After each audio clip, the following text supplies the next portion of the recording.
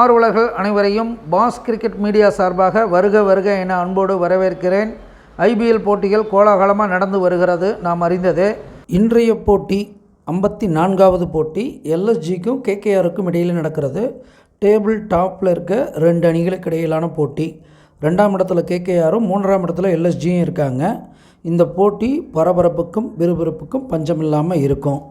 இவருக்கு முன்னாடி பார்த்திங்கன்னா இவங்க 2 பேரும் மோதி 4 முறை மோதியிருக்காங்க. அதில் எல்எஸ்ஜி 3 முறை, கேகேஆர் 1 முறை. எல்எஸ்ஜி தான் இதுவரைக்கும் ஆதிக்கம் செலுத்தி இருக்கிறது. இன்னைக்கு நாளை பொறுத்தளவுக்கு மதியம் 5 விதியன் 9ஆக வர்றதுனால இந்த எல்எஸ்ஜியுடைய வீரர்கள் கேஎல் ராகுல், Marcus Stoinis, Deepak Hooda, Nicholas Pooran, Krunal Pandya, Naveen ul-Haq, Yash Thakur இல்லைன்னா குல்கர்னி இவங்க சிறப்பாக செயல்படுவாங்க.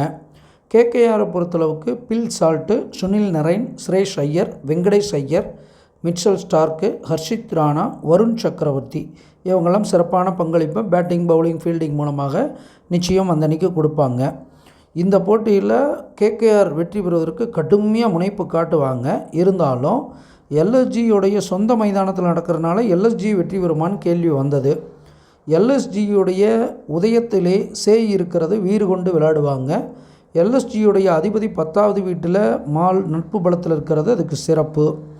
கேகேஆருடைய தலைமையில் மந்தன் விரையாதிபதி உட்கார்ந்துருக்கிறது அவ்வளோ சிறப்பு இல்லை, பின்னடைவு. அதே போல் பொன் 11ஆம் இடத்துல உச்சம் பெறுது எல்எஸ்ஜிக்கு, அது ரொம்ப ரொம்ப சிறப்பு.